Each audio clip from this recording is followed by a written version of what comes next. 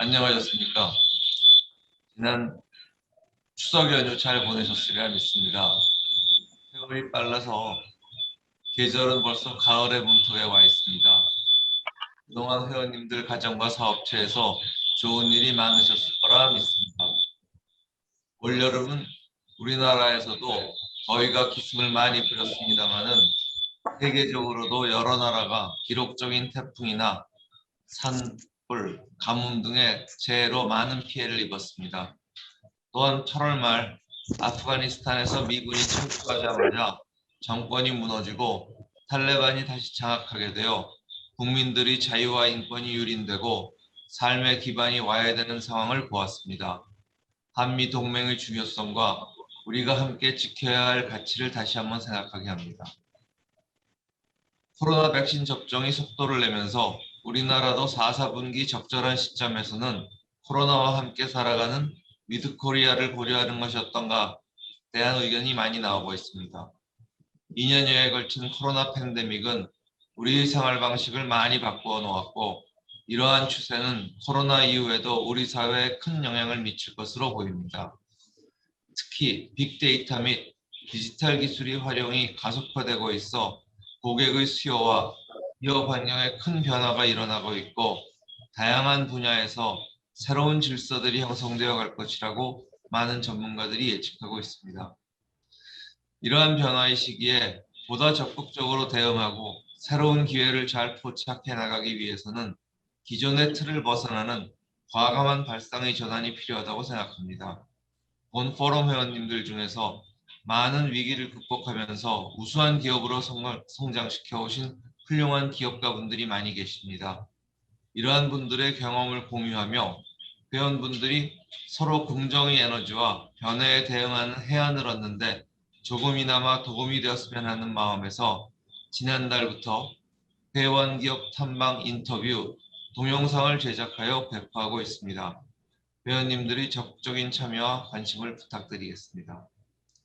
오늘 서울대학교 차상균 데이터 사이언스 대학원 원장님의 AI와 전략적 변곡점에서의 리더십이라는 주제의 강연을 잘 들어주시고 변화의 시기에 대처하는 해법을 생각해보는 유익한 시간이 되시길 바라겠습니다. 회원 여러분, 더욱 건강하시고 원하시는 일이 모두 잘 성취되시기를 기원하겠습니다. 감사합니다. 여러분 안녕하십니까? 오늘 강의를 해주실 차상균 서울대학교 데이터 사이언스 대학원 원장님은 빅데이터, AI, 인공지능, 인메모리 데이터베이스 분야에서 세계적인 권위자이십니다. 차 원장님은 서울대학교에서 전기공학과 학사, 제어계측공학과 석사, 그리고 미국 스탠포드 대학교에서 컴퓨터공학과 박사학위를 받으신 후 1992년부터 서울대학교 공과대학 전기공학부 교수로 재직해오고 계십니다. 2014년부터 5년간 빅데이터 연구원, 현재 AI 연구원 초대 원장을 맡아오시다가 2020년 데이터 사이언스 대학원, 별칭으로는 AI 대학원 설립을 주도하시고 초대 원장으로 재직해오고 계십니다.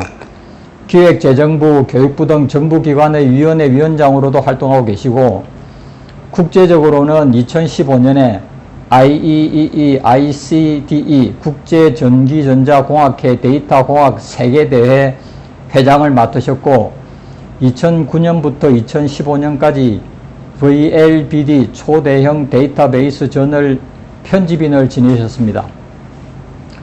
차 원장님께서는 일찍이 인메모리 데이터베이스 기술인 SAP 하나를 공동 개발하여 이를 인텔, 휴렛패커드, P&G, 구글 등 유수 글로벌 기업에 사용토록 하여 빅데이터 기술을 크게 발전시키는 데 공헌을 하셨습니다.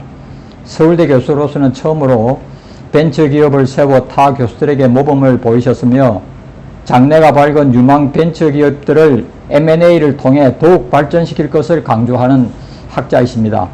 본인이 설립하여 성공시킨 벤처기업으로부터 얻은 수익금 중 10억 원을 인재 양성에 써달라고 통큰 기부를 한 것으로도 아주 유명하십니다. 오늘은 AI와 전략적 변곡점에서의 리더십이라는 주제의 강연을 해주시겠습니다. 그럼 차상균 원장님을 모시겠습니다. 큰 박수로 맞아주시기 바랍니다.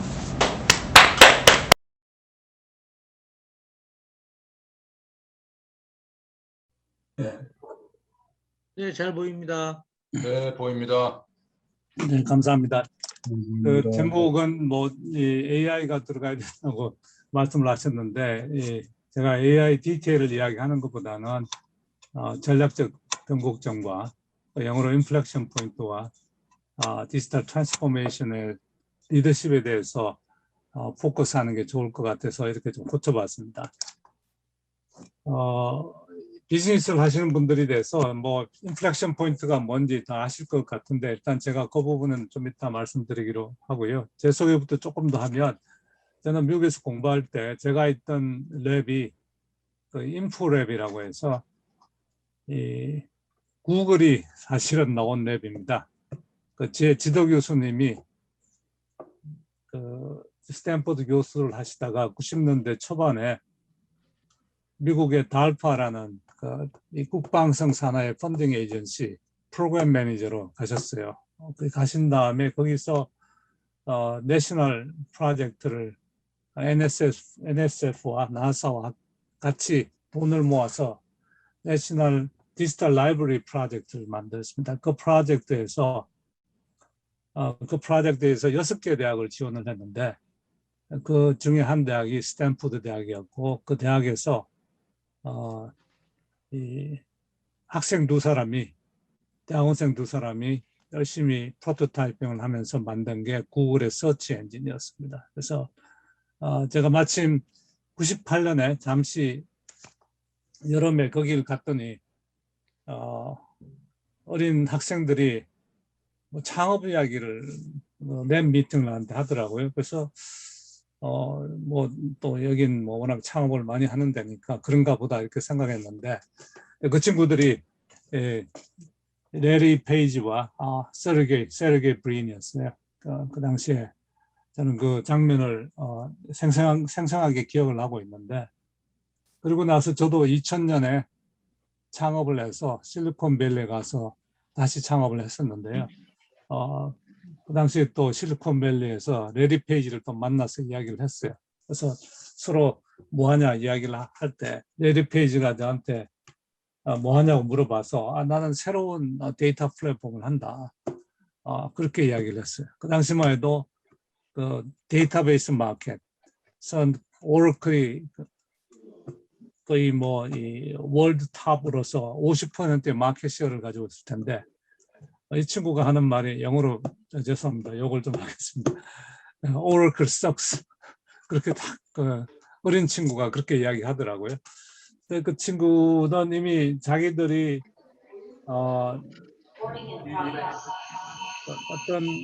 세계적인 서치 엔진을 만드는데, 오라클이니 뭐니 기존에 있는 툴을 써가지고 다 시도를 해봤는데 이게 잘 안 된다는 걸 알고 있었던 거죠. 근데 그쪽 기술을 만들 생각을 하진 않고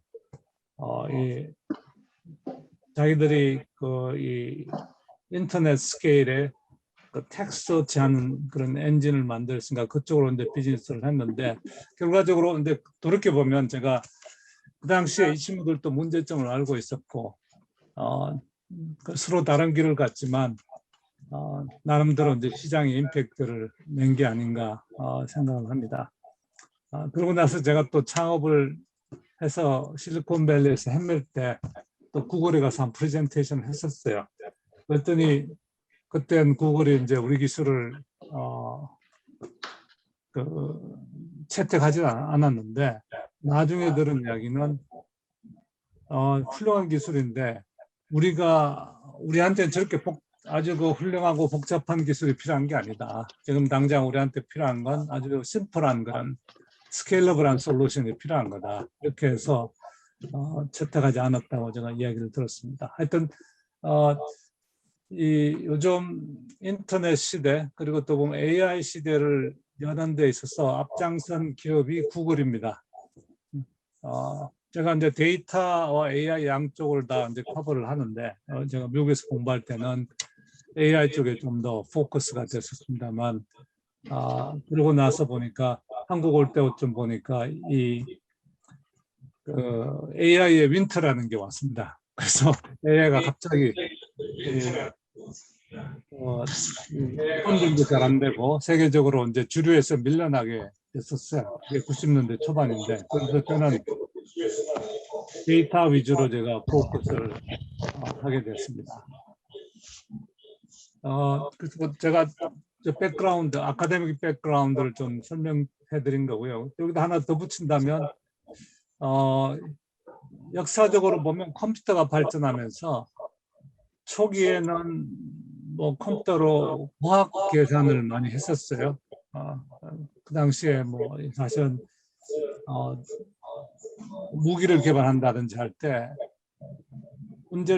수학적인 문제를 빨리 풀어야 되는데 그걸 잘 하지 못해서 컴퓨터 같은 게 필요하다 이렇게 해가지고 컴퓨터 기술이 발전했고요. 그 다음부터 이제 데이터 프로세싱하는 기술이 중요하다라고 이제 생각을 해서 이 데이터베이스 기술이 발전했습니다. 그래서 그 기업의 경영을 위한 그런 데이터베이스 기술, 뭐 릴레이셔널 데이터베이스라는 게 이제 발전했고요. 그건 좀 더 이제 스트럭처드 된 그런 데이터고요. 언스트럭처드 된 데이터를 핸들하는 게 필요한데요. 에코가 좀 일어나는 것 같습니다. 누가 좀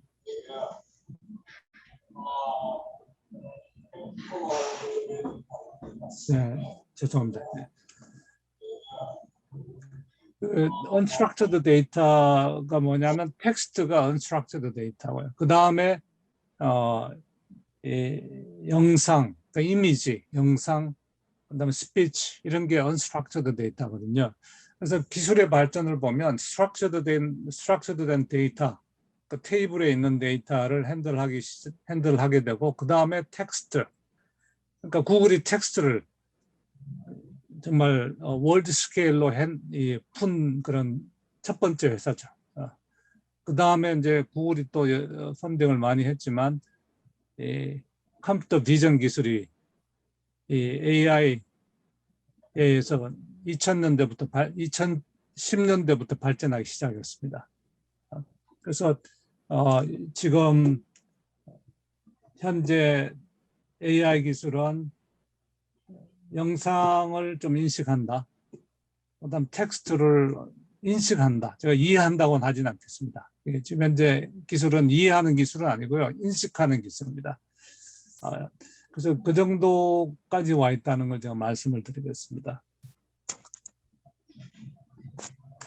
제 개인적으로 이 비즈니스 세상에 이제 들어오게 된 건 제가 2000년에 학교에서 연구한 결과가 좀 괜찮아서 창업을 했습니다. 우리 창업에 대해서는 선배들이 옆에서 창업도 많이 하고 또 제가 졸업한 학교가 실리콘밸리 중심에 있다 보니 창업하는 게 어느 정도 뭐 창업을 언젠가 해야지 하는 생각을 하고 있었는데 2000년에 연구 결과가 괜찮아서 창업을 했습니다. 그런데 제가 이걸 좀 해보니까 우리나라에서 해가지고는 안 될 것 같더라고요.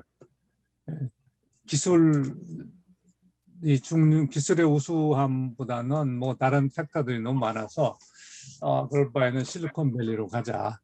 오늘 마침 제가 또 스탠포드의 비지팅 프로페서로 갈 수 있는 그 타이밍이 돼서 실리콘밸리에 가서 제가 회사를 새로 세웠습니다. 그래서 한국에 있던 회사는 미국 회사의 자회사로 만들었습니다. 이 구조가 여러분들 지금 잘 알고 계시는 쿠팡의 구조입니다. 쿠팡의 그 코퍼레이트 스트럭처가 미국의 이 헤드쿼터 홀딩스 컴퍼니가 있고 한국의 오퍼레이션 컴퍼니가 있는데 이제 제가 2002년에 그런 회사를 만들었습니다. 그러고 나서 한 3, 4년을 실리콘밸리와 또 서울을 왔다 갔다 하면서 지냈는데 그 당시에 SAP라는 회사하고 또 연결이 돼서 SAP라는 회사하고 한 3년 정도 인터랙션을 했는데 2005년에 SAP가 M&A를 하자. 그 SAP 입장에서는 충분히 그런 이유가 있었고요. 단 이건 비밀리에 했으면 좋겠다. 이유는 그 당시에 오라클이라는 회사가 SAP라는 회사를 막 공격해 들어오고 있었는데 시장에서 오라클을 몰래 해야 되겠다. 그래서 이제 뭐 그쪽에서 하자고 하니까 이제 제가 뭐 그렇게 결국 할 수밖에 없었는데요.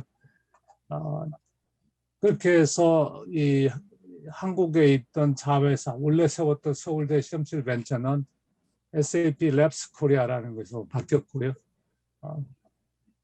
그리고 저는 그 전에는 이제 이 실리콘밸리 쪽을 많이 왔다 갔다 했는데 유럽의 SAP 헤드쿼터를 뭐 거의 제가 독일은 지금 계산해 보니까 한 70번 정도 왔다 갔다 한 것 같아요. 어떤 때는 2010년 같으면 거의 2달을 제가 독일에서 살았고요. 그래서 결국 그 미국 실리콘밸리와 독일을 왔다 갔다 하는 그런 인생을 제가 한동안 살았습니다. 그리고 나서 이제 SAP 일이 어느 정도 끝나게 되면서 이제 제가 다음에 뭘 할까 고민을 하고 있는데 서울대학교에서 빅데이터 연구원을 만들어 달라, 이끌어 달라 해서 제가 이제 그 길로 가게 됐고요. 그래서 지금 여기까지 와 있습니다. 근데 그 당시에 SAP의 이게 새로운 마켓을 여는 플랫폼이었는데 여기도 기술적 문제점이라 unsolved problem이 있었거든요. 그 프로블럼에 대해서 어떻게 풀까를 고민하고 있었고 실리콘밸리에 있는 벤처 캐피탈들이 창업을 하라. 뭐 서울대학 교수를 한 번 했으면 될지 뭐 계속 해야 되느냐 그런 이야기를 하면서 창업을 하라고 했는데 그 당시에 제가 학교 일을 하지 않고 창업을 했다면 지금 시장에서 아주 핫한 그런 회사 지금 작년에 그 나스닥에 상장한 회사 중에 스노우플레이크라는 회사가 있습니다. 그 데이터 클라우드에서 데이터 서비스를 하는 플랫폼 서비스를 하는 회사인데요. 그다음에 최근에 실리콘밸리에서 올해만 2.6 빌리언 프라이빗 펀딩, 벤처 펀딩을 받은 회사가 있습니다. 데이터브릭스라는 회사인데 조만간 상장한다고 그럽니다. 그래서 이 두 회사의 가치가 각각 100 빌리언 정도 되는데 그런 회사가 만들어질 수도 있었다라는 생각을 하면 제가 어느 쪽으로 왔어야 하는지 잘 모르겠습니다. 왜냐하면 국가적으로 보면 서울대학교에 와서 나름대로 서울대학교에 어떤 변화를 만들어 보는 것도 큰 의미 있는 일이라고 해서 계속 하고 있습니다. 그래서 제가 만든 플랫폼의 이름은 SAP 하나라는 플랫폼이고요. 어떻게 보면 그 지금 데이터브릭스라고 제가 이렇게 그래서 좀 이따가 제가 말씀드리겠습니다. 그 데이터브릭스라는 회사는 제가 만든 SAP 하나가 나온 이후에 그 모델을 따라서 만든 오픈 소스 플랫폼이었습니다. 근데 그 플랫폼이 지금 아주 넓게 쓰이면서 그 플랫폼이 시장에서 아주 그 어돔션이 빠르게 일어나고 있는 그런 플랫폼입니다. 이건 여기 계신 분들 원로 선생님들께서 잘 아시는 풍경 같은데요. 이 도시가 어떤 도시인지 혹시 아십니까?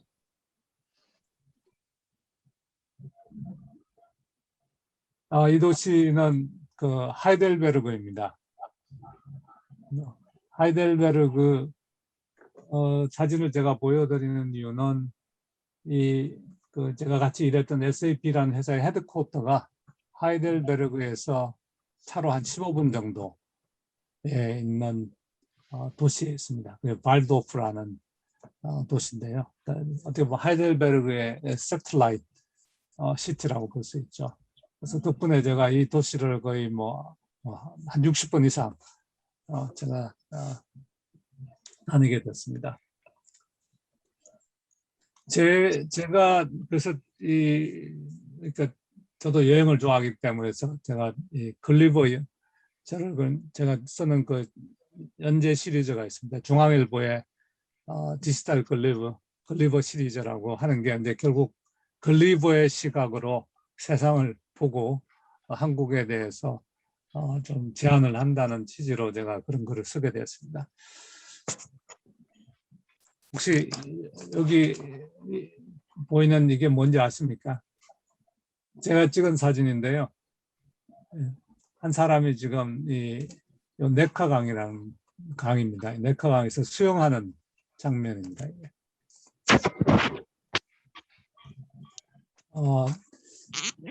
기왕에 제가 또 독일 이야기를 하는 김에 그 지역의 지도인데요. 프랑크푸르트가 여기 있습니다. 프랑크푸르트 공항이 이 정도에 있고요. 하이델베르그가 지금 여기가 하이델베르그입니다. 그래서 발도프라는 도시가 여기 있습니다.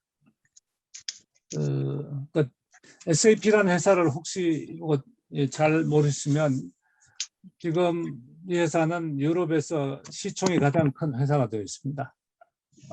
엔터프라이즈 소프트웨어 마켓에 원래 넘버 원이었는데 요즘 실리콘밸리에서 워낙 새로운 신생 기업들이 나오면서 이제 조금 여기 현재 그 스테이터스가 위협을 받고 있습니다. 근데 기왕 이 지도를 보신 김에 이 마인츠라는 도시가 보이십니까? 마인츠는 구텐베르그 박물관이 있습니다. 근데 여기 구텐베르그 대학이라고 있는데요. 이 대학이 갑자기 유명해졌습니다. 왠지 아십니까? 백신을 맞으셨죠? 파이저 백신을 맞으셨으면 그 오리진이 여기입니다. 여기에 그 바이오엔텍이라는 회사가 여기에 있습니다. 제가 이 동네를 워낙 많이 왔다 갔다 하다 보니 여기도 이제 기억이 나는데요. 이 구텐베르그 대학의 의과대학 교수였던 사람이 2008년에 창업한 회사가 이 바이오엔텍입니다. 그 회사는 근데 그 창업한 사람은 그 전에도 창업을 해서 회사를 또 M&A 한 경험이 있고요.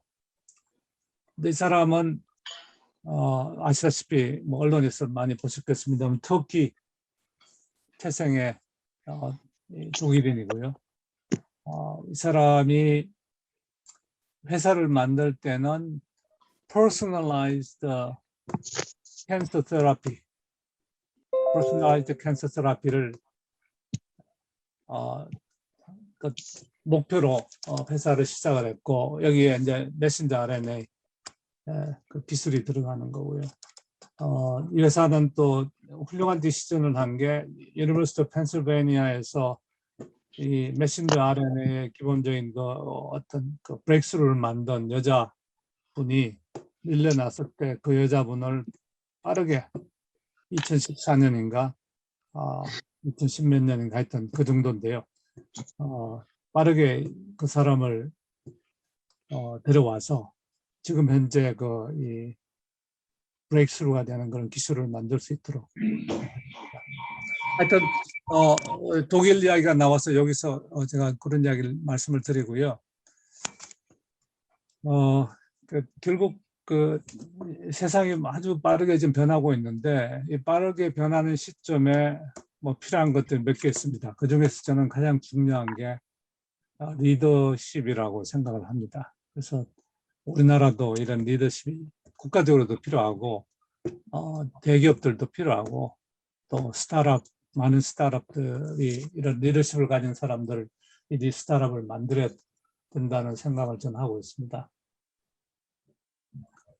여기 제가 이제 뭐 매경에도 가끔 한 달에 한 번 정도 글을 쓰는데 여기 보시면 이 salesforce.com이라는 회사를 제가 좀 이야기를 하고 있거든요. 그 salesforce.com이라는 회사는 어떤 회사냐? 제가 창업할 때 거의 비슷한 때에 창업했던 회사입니다. 지금 시총은 삼성전자에 거의 가까운 80% 정도의 시총을, 아마 80% 넘을지도 모르겠습니다. 지금은 그 정도의 시총을 가지고 있고요. SAP보다도 아주 작은 회사였는데 비즈니스는 SAP와 거의 같은 비즈니스를 합니다. 기업의 ERP, CRM 서비스를 해주고요. 단 클라우드 베이스로 합니다. 그래서 제가 실리콘밸리에서 헤맬 때 저도 이 사람을 많이 같은 행사에서 여러 번 보고 그랬는데요. 어쨌든 1999년에 이 아마존을 보고서 오러클에 원래 있던 임원이었어요. 이 마크 베니업이라는 사람이 오러클의 임원이었는데 1999년에 하와이에 휴가를 가서 이제 생각을 한 거죠. 내가 오러클에 계속 남아 있을 거냐, 아니면 내가 뭘 새로운 걸 하느냐, 그럼 뭘 새로운 걸 할 것이냐. 그래서 그 당시에 아마존이 온라인 리테일 쪽에서 아주 확장을 하고 있으니까 소프트웨어도 아마존 같은 형태로 비즈니스를 해야 되지 않느냐, 이렇게 생각을 해서 회사를 시작했습니다. 이 마크 베니업이라는 사람이 대단한 뚝심을 가진 사람인데요.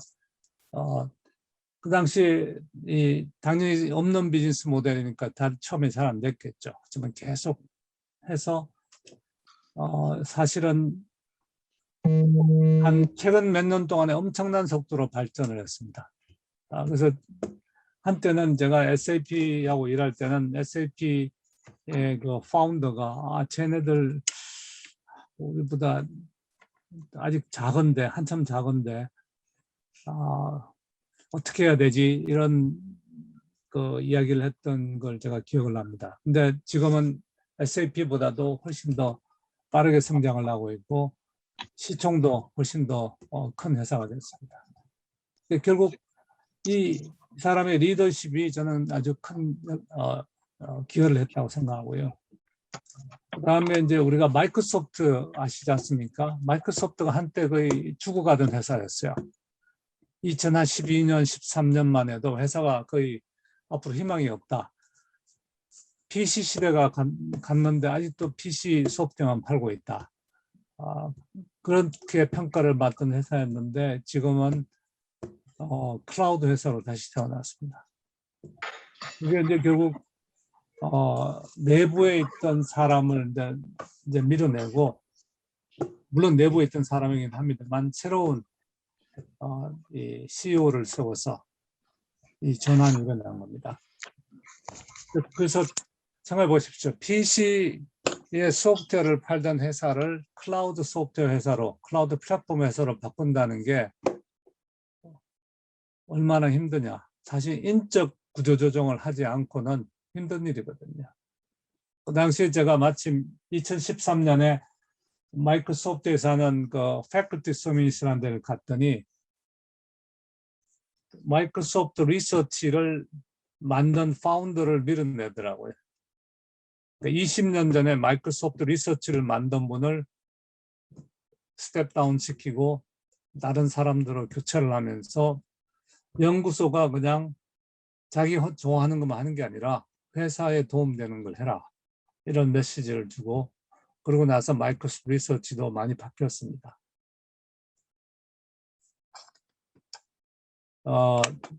그래서 이게 어떤 리더십에 의한 그 변화, 리더십이 인플렉션 포인트를 일으킨 예가 되겠고요.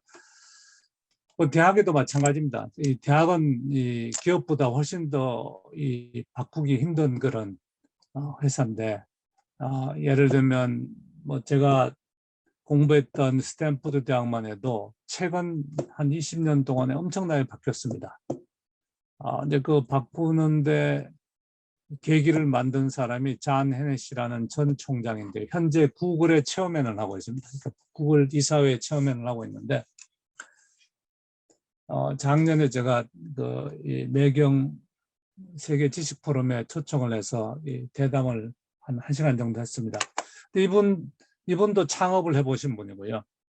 창업을 통해서 자기가 많은 걸 배워서 결국 그 스탠포드의 새로운 바람을 불러일으키고 16년 동안 재직을 했습니다. 그래서 캠퍼스가 완전히 새로운 모습으로 태어났고 대학 내 경계는 훨씬 더 많이 빠른 속도로 무너졌고 대학과 이 산업계라면 실리콘밸리가 되겠죠. 그 인터랙션을 더욱더 라이브하게 만든 분입니다. 그래서 교수들이 창업을 하는 건 요즘 전혀 이상한 일이 아니고 창업을 하는데 창업을 여러 번 한 교수들이 지금 많이 지금 나오고 있어요. 그 시리얼 앙트레프레너 프로페서인 거죠. 왜 어떻게 가능하냐면 교수가 연구를 한 다음에 창업을 해서 한 1, 2년 정도 보통 합니다. 1, 2년 정도 하고 하면은 그 사이에 또 새로운 경험을 쌓게 되고 새로운 문제를 알게 되거든요. 그리고 전문적인 경영자들한테 넘겨주고는 자기는 들어와서 다시 또 새로운 연구를 학생들과 또 새로운 연구를 하다 보면 그게 또 창업의 아이템이 돼서 또 창업을 하고 그래서 그 시리얼 앙트레프레너 프로페서를 제가 제 분야에도 여러 명을 제가 알고 있습니다. 그래서 우리나라는 지금 아직 그런 상황은 아니에요. 창업을 서울대학도 지금 많이 하고 있는데 이게 창업을 하지만 엑짓을 어떻게 할지에 대한 생각이 없이 창업하는 그런 시스템이 되어 있습니다. 그래서 그 시스템을 좀 빨리 바꿔야 되는데요. 그게 이제 미국에서 그게 실리콘밸리에서 가능한 이유가 창업을 했던 사람들이 워낙 많으니까 그 교수가 좋은 테크놀로지와 또 좋은 학생들 데리고 창업을 해놓으면 그 다음부터 회사를 키워나가는 건 전문 회사를 또 전문적으로 운영하는 사람들, 경영하는 사람들, 그러니까 테크놀로지를 베이스로 해서 경영하는 사람들이 그 회사를 그렇게 키워나가고 있습니다.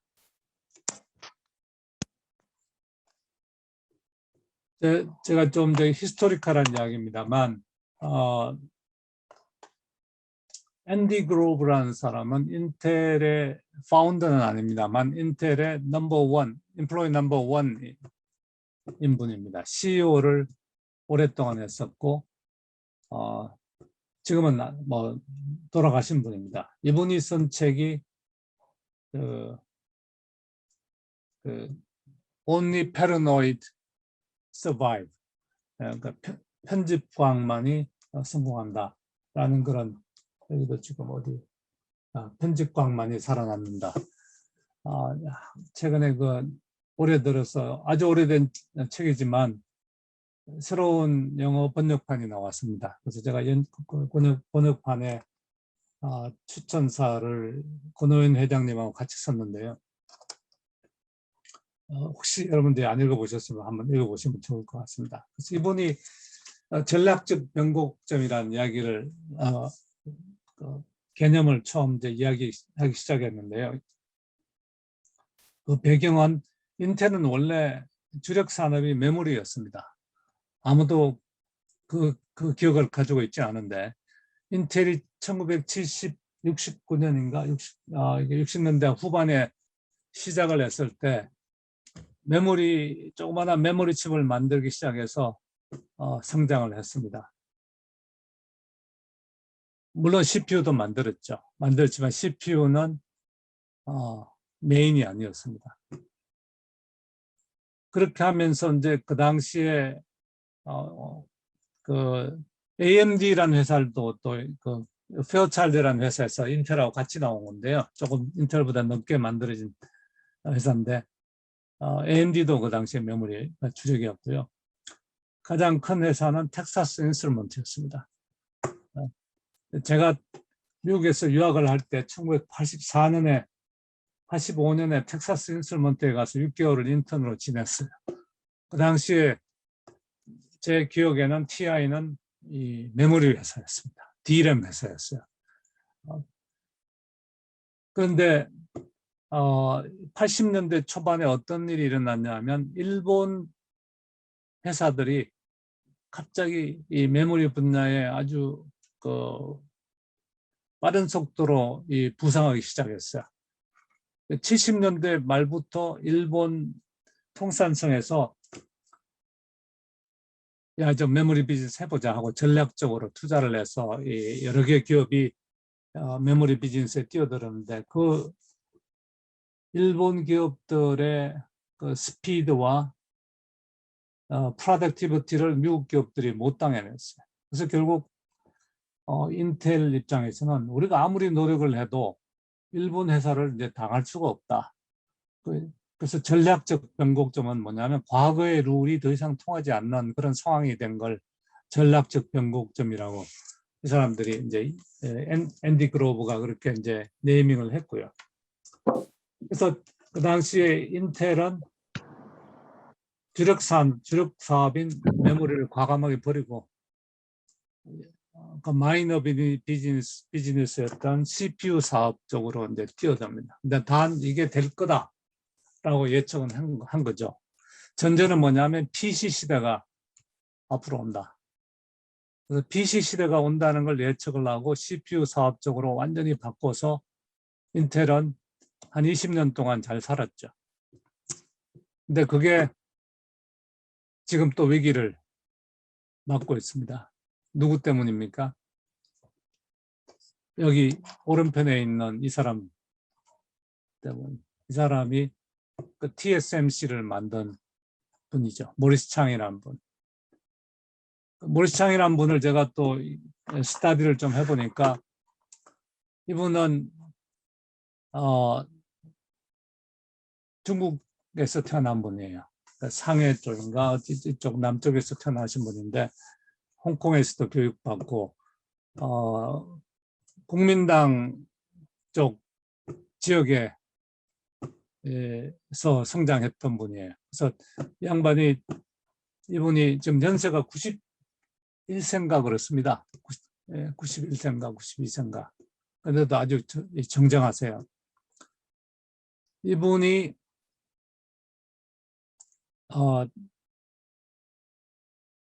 그 공산당이 이제 중국에서 지배를 하게 되니까 미국으로 건너갔어요. 그래서 하버드 대학에 입학했다가 1년 만에 중국인으로서는 미국에서 자기가 인문사회 쪽을 정치를 해가지고는 성공하기 힘들다 이렇게 생각을 해서 MIT로 전학을 했습니다. 근데 특별한 그런 의식이 없이 이 사람이 공부를 좀 하다가 MIT 박사과정에서 자격시험에 떨어져가지고 쫓겨났어요. 그러고 나서 이제 간 데가 조그마한 반도체 회사고 그 반도체 회사를 거쳐서 텍사스 인스트루먼트에 가서 원래 MIT에서 공부한 건 기계공학이었어요. 근데 반도체를 자기가 혼자서 공부한 거죠. 거기서 두각을 드러내니까 텍사스 인스트루먼트에서 스탠포드에 유학을 보내줬어요. 박사를 하고 오라고. 거기서 스탠포드에서 박사를 하고 이 사람이 이제 TI에 돌아와서 TI의 반도체 부분의 이 탑으로까지 올라갔는데 CEO를 시켜주지 않겠다고 해서 83년쯤에 그만두고 나왔습니다. 나오고는 자기가 한 1년 정도 방황을 하다가 대만으로 가서 대만에서 우리나라의 애틀에 해당하는 연구원의 원장이 되고 그때 전면 정부의 요청에 의해서 일종의 공사 성격의 TSMC를 만들었습니다. 예. 자기 지분 하나도 없이 회사를 만들어서 그 회사를 지금까지 키웠고 그때 시작한 것이 파운드리 비즈니스입니다. 근데 그 당시에 삼성전자는 막 메모리에 막 본격적으로 뛰어들 때였고요. 그 당시에 TSMC를 파운드리 비즈니스로 디파인을 하고 시작을 했고 이게 이제 지금 세상을 또 바꾸고 있는 거예요. 파운드리 비즈니스도 플랫폼 비즈니스입니다. 그 많은 이 반도체 기업을 서비스하는 그런 플랫폼 비즈니스인데 다양한 그 반도체 회사들이 성장을 하면서 이 회사가 좀 이렇게 커지게 됐죠. 제가 그래서 이게 8월 달인가요? 제가 이렇게 쓴 글이 있습니다.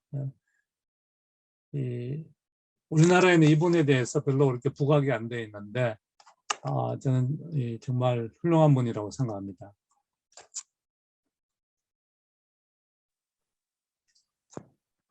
제가 지난달에 거의 한 19개월 만에 미국에 갔다 왔습니다. 그 케임브리지와 이제 실리콘밸리를 이제 돌고 왔는데요. 아시다시피 그 모데나라는 백신을 만든 회사가 케임브리지에 있지 않습니까? 그래서 지금 제가 이제 케임브리지를 가서 느낀 건 한 두세 블락 안에 이 바이오 분야의 그 혁신을 하기 위한 모든 게 다 있습니다. 그 MIT의 아주 낡은 지역이었는데 지금 한 10년 동안 완전히 그 이 도시 재개발을 한 그 캔들 스퀘어 지역에 있습니다. 모데나도 거기에 있고요. 여기서 한두 블락 안에 MIT 캔서 리서치 인스티튜트 그리고 하버드와 MIT가 같이 공동으로 운영하는 그 브로드 인스티튜트, 브로드 패밀리가 돈을 낸 겁니다. 한 뭐 거의 몇억 불을 지금 내서 이 엄청나게 큰 연구 시설이 들어와 있고요. 모데나가 어떻게 이 혁신을 하게 됐나? 그 히스토리를 따져보면 아까 바이오엔텍이 유니버시티 오브 펜실베니아에 있던 카트린 칼리포라는 여자분을 픽업을 해서 성장을 했지 않습니까? 근데 그 카탈린 칼리포라는 사람의 논문을 하버드 대학의 데릭 로시라는 조교수가 보고서 야, 이 논문 괜찮다. 이걸 어떻게 우리가 실험을 해서 입증을 하지? 그런 고민을 하면서 계속 실험을 하다가 어느 날 2010년입니다. 결과가 괜찮게 나왔어요. 그래서 그 옆에 있는 그 스프링거라는 교수가 있었는데요. 스프링거라는 교수가 90년대 바이오 분야에 창업을 해본 적이 있는 분이에요. 창업을 해서 이 회사를 M&A 한 그런 경험이 있는 분인데 그분한테 가서 이렇게 좋은 결과가 나왔다. 그러니까 또 스프링거 교수가 MIT 화공과에 있는 교수한테 이제 전화를 했어요. 야, 이런 좋은 결과가 나왔는데 한번 만나자. 그래가지고는 거의 그 한 2, 3주 내에 이 미팅들이 쫙 일어나면서 그 지역에 또 있는 그 이 바이오 분야의 그 벤처 캐피털리스트인 사람과 또 연결이 되고요. 그래서 아주 짧은 기간 동안에 이런 인터랙션이 일어나면서 회사가 만들어졌습니다. 그게 2010년이었어요. 근데 뭐 헤맸죠. 회사도 계속 이제 이 회사가 되느냐 마느냐 그런 이야기도 많았는데 이제 팬데믹이 일어나면서 갑자기 이 투자도 엄청난 스케일로 되고 그렇게 되면서 회사가 이제 성공을 하게 됐습니다. 근데 비슷한 게 지금 그래서 저기 보면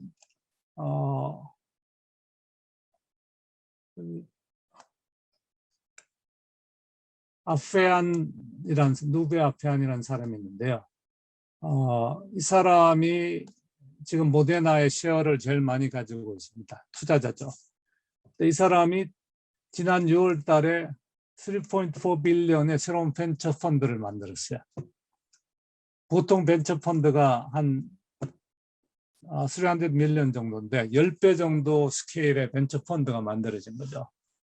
이렇게 되면 돈의 힘으로 이노베이션의 스피드가 엄청나게 빨라집니다. 그러니까 지금까지 이제 포트폴리오에 가지고 있던 회사들에 대해서 돈을 한 10배 정도 더 많이 넣어주게 되면 더 많은 사람들을 하야할 수가 있고 더 빠른 속도로 혁신이 일어나는 거죠. 브레이크스루가 일어나는 거죠. 그래서 이 대학에서 연구한 것이 벤처 캐피털을 통해서 어느 정도 이게 키워지고 또 다른 자본들이 들어와서 회사를 확 키우게 되면 거기서부터 시장의 변화가 일어나는 거죠. 이런 변화가 혁신이 지금 케임브리지에서 일어나고 실리콘밸리에서도 지금 일어나고 있습니다. 그래서 제가 아까 데이터 브릭이라는 회사를 이야기했는데 이 데이터 브릭이라는 회사가 이제 제가 아까 말씀드린 대로 클라우드에서 데이터와 AI를 서비스하는 그런 플랫폼 회사인데요. 제가 만들었던 그런 기술을 베이스로 해서 오픈 소스를 시작했던 회사입니다. 근데 버클리 사람들이 이걸 시작을 했어요. 그래서 지금 현재 IPO 전이긴 하지만 현재 마켓 밸류가 38빌리언이고 7명의 버클리 사람들이 다 빌리언회가 됐습니다. 여기도 결국 제가 볼 때는 전통적인 그 실리콘밸리의 스케일에서 10배 정도 되는 스케일에 지금 자본이 투입되고 있어요. 이 정도 자본이 투입되면 제가 이 분야는 좀 더 알기 때문에 좀 더 구체적으로 말씀드리면 실리콘밸리에서 사람들이 움직이고 있습니다. 그냥 그 전통적인 회사, 뭐 오러클이나 SAP나 뭐 구글도 이제 전통적인 회사가 되어버렸어요. 그런데 있는 유능한 사람들이 그냥 그 사람들은 그냥 틀에 짜여진 그런 일을 할 수밖에 없는데 여기서는 새로운 그런 그림을 가지고 일을 하게 되니까 이쪽으로 넘어오고 있어요. 월급은 비슷하지만 스탁 옵션이 들어오게 되니까 결국 사람의 이동이 일어나게 됩니다. 사람의 이동이 일어나게 되면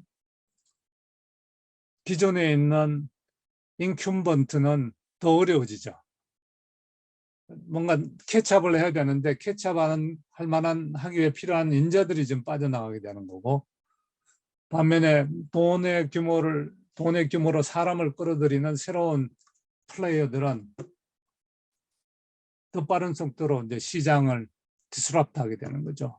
지금 그 팬데믹으로 인해서 뭐 여러분들 다 아시지 않습니까? 돈이 엄청나게 풀렸다는 거.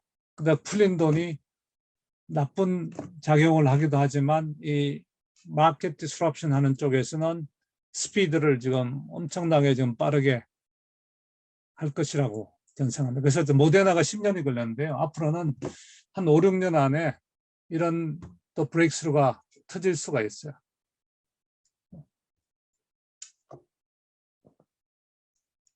뭐 제 개인적인 이야기, 이건 뭐 제가 했던 하나를 제가 좀 이 글리버 시리즈를 제가 이 파일로 공유를 해드렸습니다. 그래서 보시면 될 것 같고요.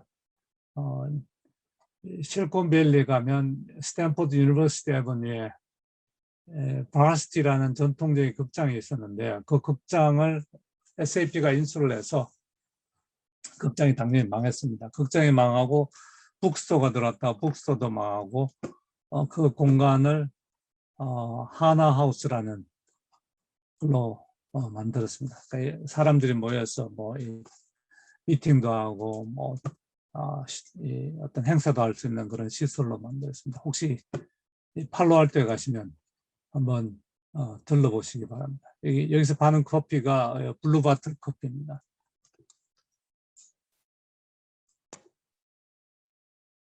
제가 몇 시까지 하면 되겠습니까? 지금 요약 원래는 이게 제가 원래 가지고 있는 슬라이드인데요. 좀 그 서머리 형태로 진행을 하면요, 이 디지털 트랜스포메이션에 저는 5가지 필러가 있다. 첫 번째는 뭐 다 아시다시피 플랫폼, 테크놀로지와 비즈니스 모델. 뭐 이런 기술 면에서는 제일 앞서가는 건 이 미국의 뭐 구글이나 아마존이나 뭐 마이크로소프트, 뭐 페이스북 이런 플랫폼 회사들이 앞서가고 있죠.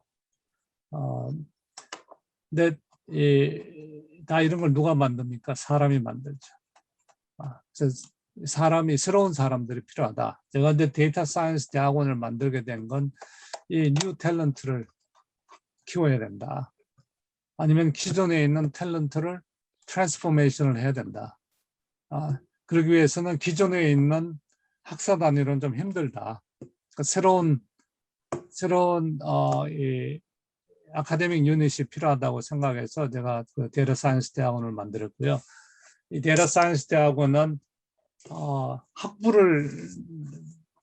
학부가 없습니다. 제가 의도적으로 학부를 만들지 않겠다고 했습니다. 그 이유는 다양한 전공을 가지고 공부한 학생들이 들어와서 자기의 그 언더그래주에이트 백그라운드를 가지고 이 데이터 사이언스, 그러니까 뭐 빅데이터와 AI를 공부하게 되면 자기의 도메인 날리지하고 붙여서 리얼월드에서 프로블럼 솔버가 되는 겁니다. 이노베이터가 될 수 있기 때문에 저희는 그래서 허브 성격으로 서울대학에서 누구든지 무슨 전공이든지 와서 이쪽을 공부해라. 그리고 또 학사, 석사를 연결해서 학사 과정에 인문학을 했던 학생도 여기 와서 데이터 사이언스 석사를 해라. 그렇게 되면 그게 미디어의 어떤 디스럽션을 일으키던 아니면 메디슨 쪽이면 이 모데나 같은 그런 디스럽션을 일으킬 수도 있는 거고요.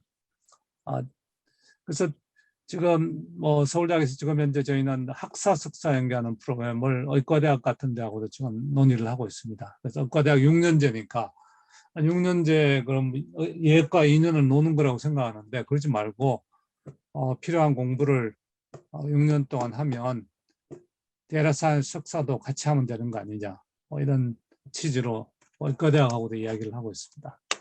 그다음에 제가 리더십 이야기를 많이 했고요. 자본이 필요한데 세계적으로 돈이 많이 풀려서 이 위에 사실 탤런트와 리더십, 약간의 테크놀로지만 있어도 몇 명이 있어도 돈이 요즘 몰립니다. 그 데이터 브릭이 그런 케이스죠. 지금 상장 전인데도 올해만 해도 2.6 빌리언이 들어왔거든요. 그러면 얼마나 많은 사람을 하야할 수 있겠습니까? 사람이 없어서 다 하야를 못할 뿐이죠. 그다음에 정부의 정책이 또 필요한 거고요. 그래서 이 5가지가 갖추어지면 좋겠는데 우리나라에서 참 이게 쉽지가 않네요. 어려운 점이 많습니다. 이건 제가 이 디지털 트랜스포메이션을 설명할 때 쓰는 그림인데요. 결국 저는 ABC라고 줄여서 이야기합니다. A는 뭐냐? AI 서비스. AI 서비스는 여러 가지 형태로 나타나는데요. 이렇게 하드웨어를 통해서 발현되기도 하고 그냥 눈에 보이지 않는 그냥 소프트웨어 서비스 형태로 활용되기도 하고요. 이 AI 서비스는 데이터를 기반으로 합니다. 현재 AI 패러다임은. 이 데이터를 기반으로 어떤 AI 모델을 만들어서 AI 서비스를 만들고 AI 서비스가 돌아가게 되면 또 데이터를 또 제너레이션하는, 그러니까 버추어스 사이클이 만들어지는 거죠. 주변에서 이제 센서가 있어서 센서로부터 데이터가 들어오고 이런 또 AI 서비스를 통해서 또 데이터가 들어오게 되고 이 모든 것을 받쳐주는 게 클라우드 컴퓨팅입니다. 이걸 뭐 컨테이너라고 하는, 이 모든 것을 컨테인하고 있는 게 클라우드. 그래서 ABC가 핵심이다. 그다음에 요즘 이제 AI 반도체 기술이 발전하면서 이 반도체들이 뭐 이런 하드웨어도 들어가고 그냥 센서에도 바로 연결되기도 합니다. 그냥 데이터를 수집해서 보내는 게 아니라 센서에서 수집해서 그냥 클라우드로 보내는 게 아니라 현장에서 카메라하고 AI 반도체가 결합되면 물체를 바로 인식해서 거기서 의사결정을 또 할 수 있게 되는 거고요. 이런 일들이 지금 일어나고 있습니다.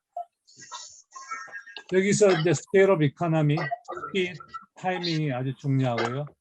미국과 중국이 리딩을 해왔습니다. 왜냐하면 규모가 중요하기 때문에 그렇습니다. 근데 이 미국이 한 3년 전부터 노골적으로 중국을 차단하기 시작했죠. 중국이 미국이 만든 그런 디스럽티브한 테크놀로지 아이디어를 미국에서 그냥 사람을 통해서 빼가니까 중국이 사람의 플로우를 차단하기 시작했어요. 그리고 이게 막 전쟁같이 이렇게 되어가니까 이 바닥부터 이 반도체, 클라우드, 그러니까 이 클라우드 이 모든 것들이 반도체부터 시작해요. 반도체부터 그냥 차단하기 시작한 거죠. 지금 저는 이제 현재 지금 그 미중 간의 이 디지털 패권 전쟁은 한 20년 갈 거라고 저는 생각합니다. 국방에도 다 연결이. 잠깐요. 어떤 분이 음소거를 열어놨어요. 음소거를 열어놨는데 그걸 닫아주시기 바랍니다. 잡음이 많습니다. 네, 감사합니다. 네. 다시 한번 제가 이제 이걸 요약을 하면 AI, 알고리즘, 빅데이터, 컴퓨팅은 이제 클라우드라고 해서 이 중앙에 있는 그런 서버들의 팜이 있고, 그다음에 엣지라고 해서 사람 가까이 있는, 사물 가까이 있는 그런 컴퓨팅 디바이스가 있고요. 그래서 ABC에다 D가 뭐냐? 도메인 knowledge입니다. 이 도메인 knowledge가 있어야 합쳐져야 디지털 트랜스포메이션이 일어납니다. 이제 어떤 특정 비즈니스의 도메인 knowledge가 합쳐지면 새로운 비즈니스 모델이 만들어지는 거고요. 그래서 이제 플랫폼 비즈니스가 다양하게 우리가 확산이 됐죠. 기술만 있어가지고 되지 않습니다. 그리고 도메인 knowledge, experience가 있어야 되는 거고요. 과학 쪽에서는 도메인 사이언스하고 합쳐져야 사이언티픽 브레이스루가 나타나는 겁니다. 그래서 드럭 디스커버리가 앞으로 아주 빨라지게 되는 건 이 ABC가 그 드럭 디스커버리 과정을 빠르게 해줄 것이기 때문에 그렇습니다.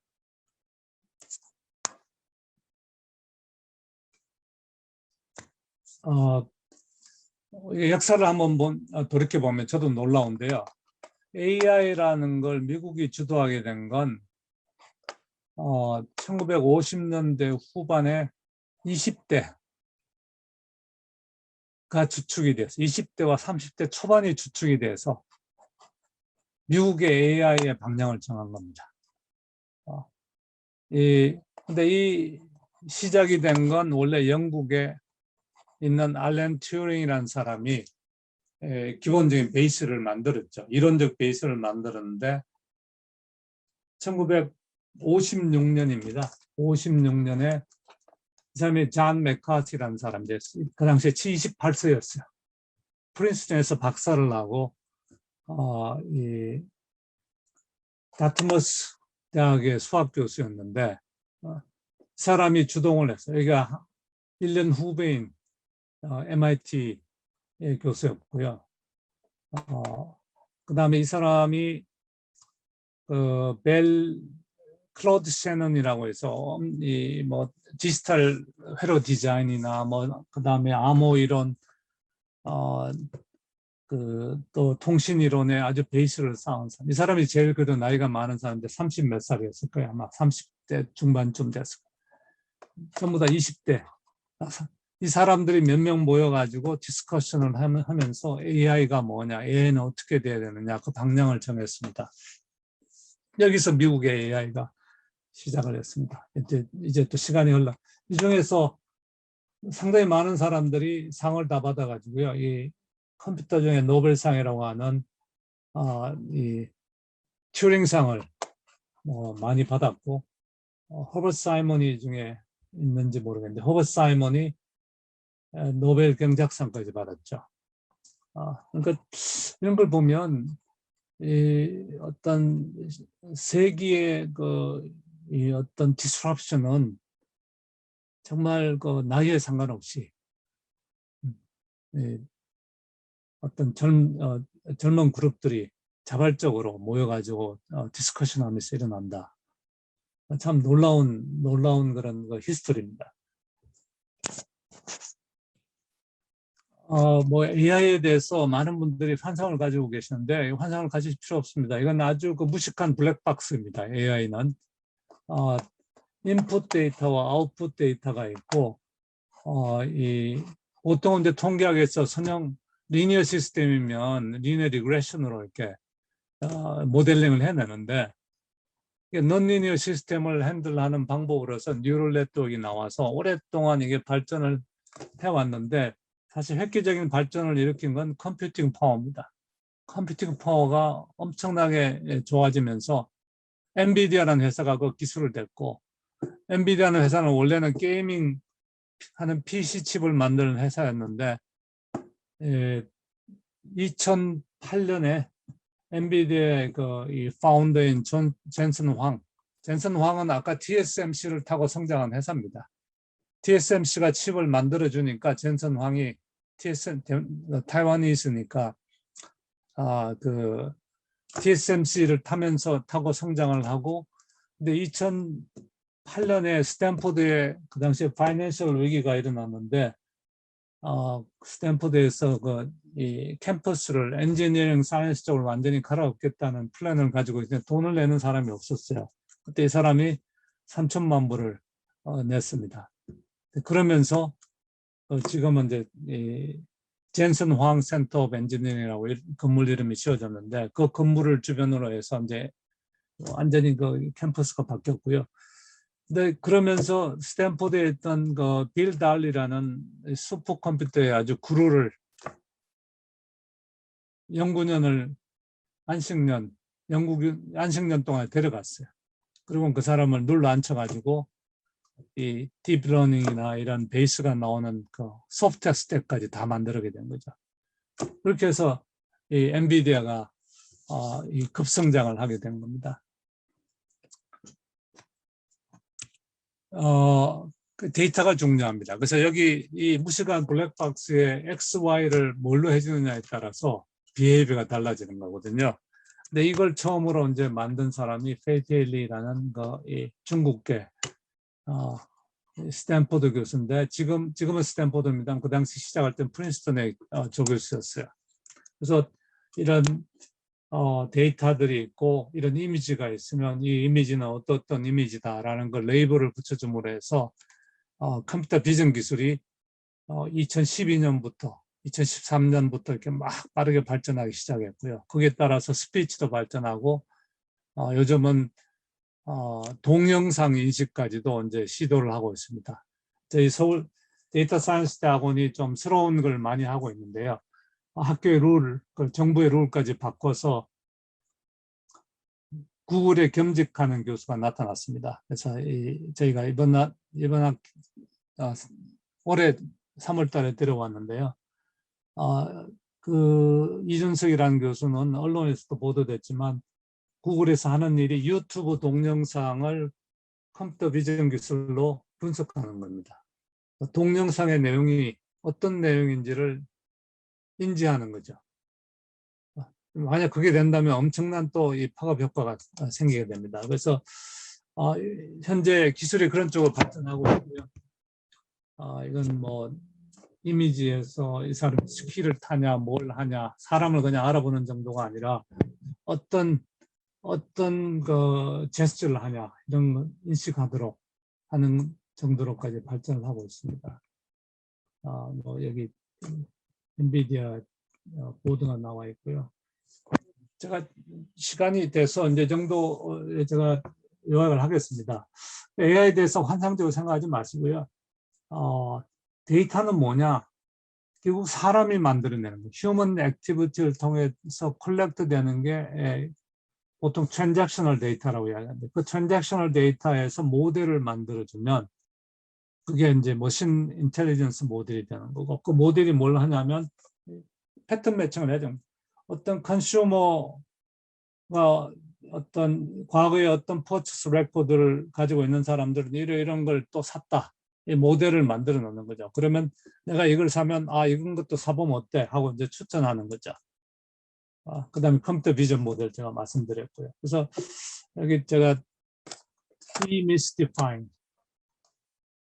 AI가 사람을 리플레이스 할 거냐? 걱정하실 필요 없습니다. 현재 있는 AI 기술은 그런 기술이 되지 못합니다. 그걸 환상적으로 이야기하는 분들도 아주 많습니다만 현재 기술은 패턴 매칭을 하는 기술이다. 그렇게 기억해 주시면 좋겠습니다. 자, 여기서 마치겠습니다. 감사합니다.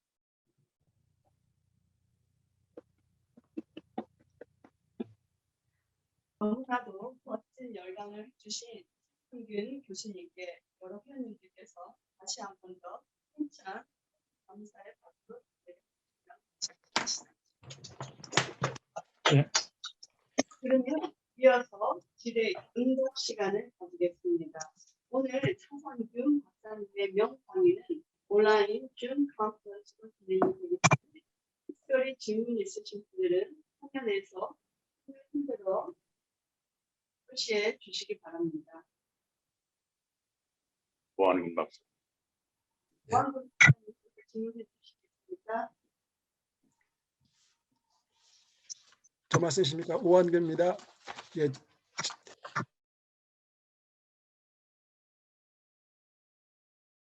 들었습니다. 먼저 그 제목에 AI를 빼시고 디지털 트랜스포메이션으로 집어넣으신 것에 대해서 저로 동감하고요. 그리고 두 가지 질문이 있습니다. 첫 번째 질문은 이제 그 디지털 트랜스포메이션을 성공하기 위한 그 5 pillars 얘기하셨는데 이제 그 한국에 있어서 여러 가지 뭐 다 각각의 또 문제 있겠지만 일단 가장 대표적으로 한국에 있어서 이 바틀렉이 이 5가지 중에서 바틀렉이 무엇인가라는 첫 번째 질문이고요. 두 번째 질문은 아까 이제 ABCD 말씀하셨습니다. ABCD 선곡법이죠. 그러니까 ABCD인데 뒤에서 이제 도메인 사이언스를 말씀하셨습니다. 그래서 거기에 대해서 조금 부연 설명을 특히 한국 관련해서 조금 부연 설명해 주시면 감사하겠습니다. 이상입니다. 네. 5가지 필러 중에서 저는 우리나라의 스케일이 모든 걸 다 가질 수가 없다고 생각을 합니다. 우리가 그걸 다 할 수 있다고 주장하는 분들은 이 세상이 얼마나 크고 빠르게 변하는지를 잘 모르는 분들이 하시는 말씀이라고 생각하고요. 우리가 모자라는 게 있으면 그냥 실리콘밸리에 가서 태핑을 해서 우리가 잘하는 걸 가지고 거기서 모자라는 걸 채워나가면서 우리 걸 만들어야 된다고 생각을 하거든요. 제가 좀 일반적인 이야기입니다. 그래서 제가 요즘은 서울대학이 이제 지금 이 정도 됐으면 또 국가가 이 정도 됐으면 예산을 600조나 쓰는 나라가 됐으면 실리콘밸리에 왜 브랜치 캠퍼스 하나 못 가지느냐.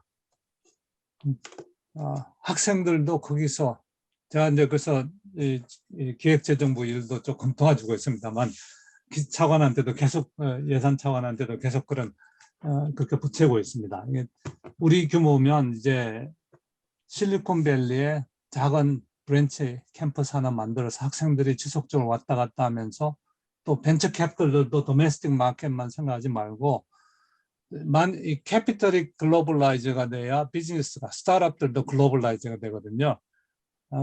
서로 섞이게 되고 우리가 그런 식으로 가야 된다. 근데 그 기재부에 있는 사람들도 다 스마트해서 그걸 다 이해를 하면서도 관행에 의해서 저는 제일 큰 문제가 모든 분야에서 관성에서 벗어나지 못하는 게 가장 큰 문제라고 생각합니다. 그래서 이걸 누군가 브레이크를 해야 되는데 브레이크 하려고 할 때마다 혹시 나중에 내가 감사를 받으면 어떡해, 내가 혹시 뭐가 문제가 생기면 어떡해, 이제 이런 게 있거든요.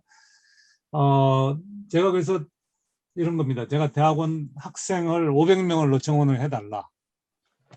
세게 이야기했죠. 근데 저는 500명이 센 게 아니라고 생각하거든요. 지금 버클리에서는 1년에 나오는, 제가 이번에 버클리도 들러서 거기 데이터 사이언스의 책임자가 거기는 어소시에이트 프로보스트입니다. 부총장이에요. 학교 전체를 총괄하는 건데 거기는 저한테 자랑하는 게 지금 우리가 3년째인데 학사만 해도 지금 700명이 나오고 석사는 그냥 온라인으로 받는 것까지 해가지고 지금 800명이 들어오는데 이 사람들이 7만 불을 낸다. 스케일이 다른 거죠. 그래서 제가 저희 대학원의 스케일이 뭐냐면 석사 40명, 박사 15명이에요.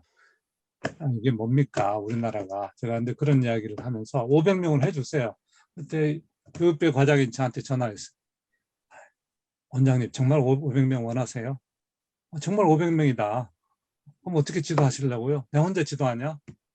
다른 학석사 연계를 통해서 인문대학 교수님들하고 같이 공동 지도하다 보면 인문대학 교수님들도 바뀌잖아요. 사회대학 교수님도 바뀌고 학생도 바뀌고 이제 그런 식으로 그래서 결국은 저는 아까 5필러에 뭐가 모자란다기보다는 제일 큰 문제는 이 관행에서 벗어나지 못하는 그러니까 제가 이제 이 관성의 트랩에 있는 것이 우리나라의 가장 큰 문제다 그렇게 생각합니다. 두 번째는 도메인 사이언스 그러니까 AI를 한다고 제가 AI의 이 텔레반들이 있습니다. 그래서 저도 AI를 공부하고 뭐 데이터하고 이 AI라는 게 자기만의 성을 쌓아서 되는 게 아니라 도메인 날리지하고 같이 섞일 때 이게 구체적인 문제가 보이면서 또 지금까지 학문적으로 오랫동안 쌓아왔던 그런 디스플레이에서 그런 경험들이 녹아 들어올 수 있거든요. 그래서 제가 우리나라의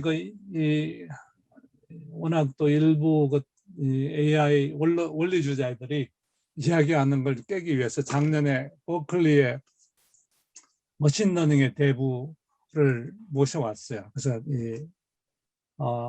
한국경제에서 하는 그 교육 포럼에 이제 기조 스피커로 들어와서 이제 같이 대담다고 했는데 이분이 하는 이야기는 다 섞여야 된다. 섞이는 속에서 이 새로운 디스럽티브한 이노베이션이 일어나는 거다. 그러니까 결국 우리가 어떤 경계를 만들고 이렇게 이게 경계에서 우리가 인망 집중 투자를 해야 된다고 하는 것은 결국 새로운 어떤 바운드를 새로운 어떤 제한을 만드는 거기 때문에 그건 팔로우의 멘탈리티라고 저는 생각합니다. 우리가 이제 대한민국이 팔로우의 멘탈리티에서 벗어나려면 정말 학문 간 경계도 깨고 이 대학과 산업 간의 경계도 깨고 제도적으로 그런 것들을 이제 해야 되는데요. 쉽지는 않습니다. 많은 분들이 그래도 응원을 해주시기 때문에 조금씩 진도는 나가고 있습니다. 제가 답변이 길어서 죄송합니다. 네, 감사합니다.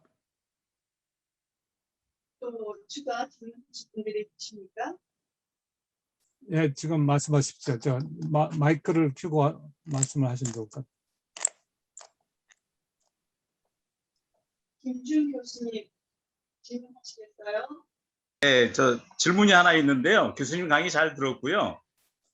저는 김중이라고 하는데 저는 사실 뭐 FA 분야에서 한 30년 이상 일을 해서 요즘에 이제 그쪽 분야도 많이 발전을 하고 있는데 FA 쪽은 대부분이 이제 응용 기술이 많이 있거든요. 근데 지금 교수님 말씀하신 빅데이터나 혹은 AI 같은 것들이 우리나라도 이제 뭐 선진국이라고 얘기를 하는데 과연 이 미국하고의 어떤 기술 격차가 어느 정도 되는지 또 그런 거를 따라잡을 수 있으려면 우리가 어떻게 준비를 해야 되는지가 좀 궁금합니다. FA라고 그러면 팩토리 오토메이션 네, 말씀하시는 거죠? 맞습니다. 네. 네. 그래서 제가 이 이니셔티브를 하나 만들어 놓은 게 앰비언트 AI라는 이니셔티브입니다. 이게 결국 제가 시간이 없어서 말씀을 못 드렸는데 이게 지금 AI, 여기 제 컴퓨터 마우스입니다. 여기 보드입니다. 개발 보드인데 요 뒤에 구글에서 만든 AI 칩이 반도체가 들어있어요.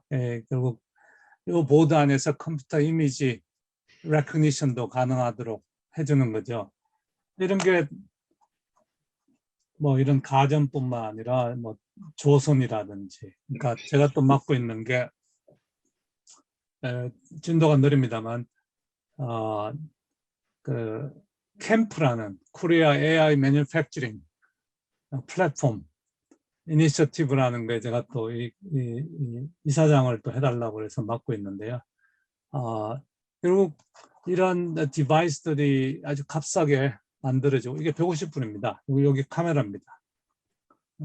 이런 게 깔리게 되면 저는 이제 이게 이제 구글에서 나온 그런 테크놀로지고요. 뭐 엔비디아에도 같은 비슷한 테크놀로지가 있고 다른 데서도 많이 만들고 있습니다. 이제 중요한 건 소프트웨어입니다.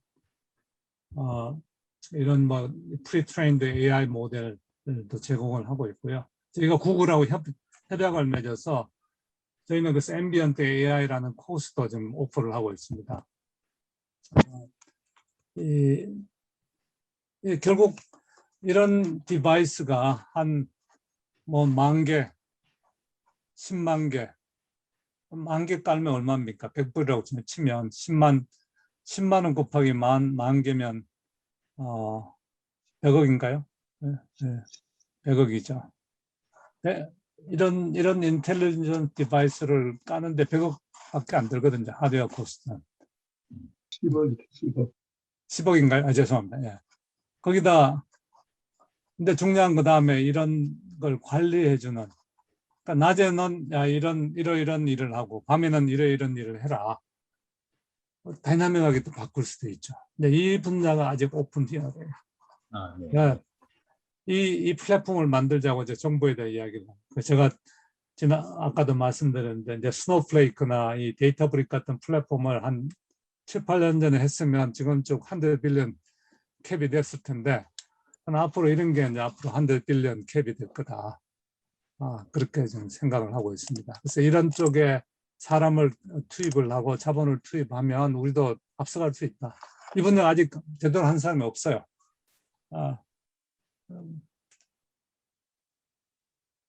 뭐 추가 질문들이 있습니까? 같이 합시다.